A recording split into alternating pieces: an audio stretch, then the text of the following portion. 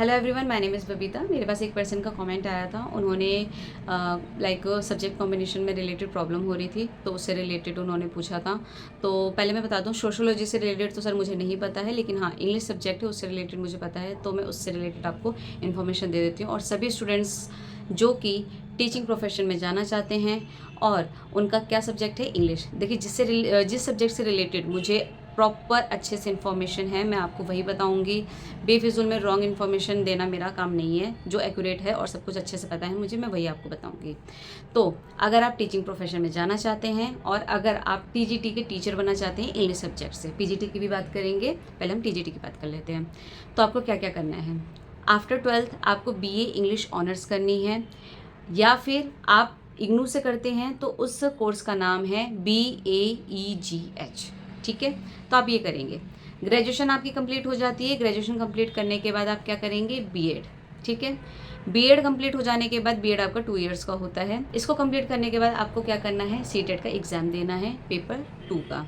Paper 1 और paper 2 आता है। पेपर 1 जो होता है आपका 1st to 5th के अगर आप स्टूडेंट्स पढ़ाते हैं, और ख़ासतौर पे जिन्होंने बीएलएड वगैरह करी होती है और बाकी जो भी बाकी जो छोटे बच्चों को पढ़ाने के कोर्सेज होते हैं वो सारे करे होते हैं, तो उनके लिए पेपर 1 क्लियर करना ज़रूरी होता है। लेकिन अगर आप टीजीटी के टीचर बनना चाहते हैं और आपने ग्रेजुएशन कर ली, बीए इंग्लिश ऑनर्स, ठीक है, और अगर आपने बीएड कर ली, तो अब आपको क्या करना है, पेपर 2 का पेपर क्लियर करना है।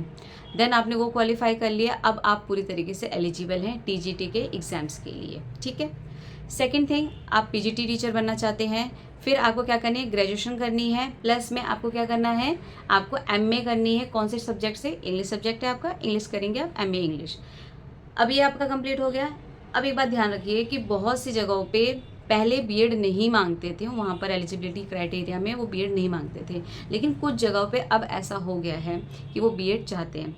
तो आप पॉसिबल हो सके तो आप बीएड जरूर करिएगा, लेकिन आप इस बात का ध्यान रखिएगा, आपकी एमए क्लियर होने के बाद ही आप एग्ज़ाम्स देना शुरू कर दीजिए, क्योंकि आपका एलिजिबिलिटी क्राइटेरिया यही है कि आपकी एमए होनी चाहिए इंग्लिश से।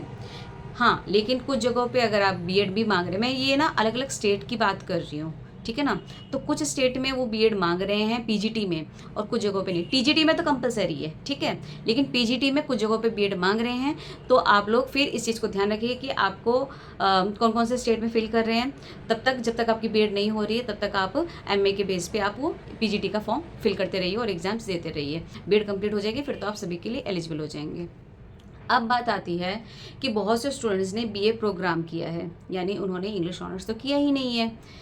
अब उनके में ये दिक्कत आ रही है कि बहुत से स्टूडेंट्स में पीजीटी के टाइम पर भी, टीजीटी के टाइम पे तो उनको ग्रेजुएशन में 3 साल इंग्लिश चाहिए, लेकिन अब पीजीटी के टाइम पे भी वो पता नहीं क्यों, लेकिन ग्रेजुएशन में उनको चाहिए। मतलब ग्रेजुएशन में क्यों मांग रहे, भाई एमए कर ली ना कंप्लीट, एमए इंग्लिश में ही करी है, लेकिन उनको ग्रेजुएशन में भी इंग्लिश में ही 3 साल इंग्लिश में चाहिए। तो इस बात का आप ध्यान रखिए, बिल्कुल भी आप गलती से भी अपने जो सब्जेक्ट चूज़ कर रहे हो उसमें बिल्कुल गलती मत करिए। आफ्टर 12th इस वीडियो को प्लीज़ ज़रूर देख लीजिएगा। अगर आप टीचिंग प्रोफेशन और आपका इंग्लिश सब्जेक्ट है तो प्लीज़ इस वीडियो को ज़रूर देख लीजिएगा। और हाँ, ये आपने कर लिया। अगर आपका बाय चांस बीए प्रोग्राम किया है और आप टीजीटी का फॉर्म फिल ही नहीं कर पा रहे हो, और बहुत सी जगहों पे आप पीजीटी के फॉर्म फिल करने के लिए भी एलिजिबल नहीं हैं, और शायद आगे और ज़्यादा स्ट्रिक्ट रूल्स बन जाएंगे, तो आप अगर आप सोच रहे हैं दोबारा से ग्रेजुएशन करने की, तो प्लीज़ कर लीजिए। अगर आपके पास एज है और अगर आपके पास, देखिए बहुत ज़्यादा फ़ीस तो नहीं लगती है, बट काफ़ी स्टूडेंट्स के लिए 6-7 हज़ार अगर आप इग्नू से कर रहे हैं तो आई थिंक 5 से 6 हज़ार एक साल की फ़ीस है।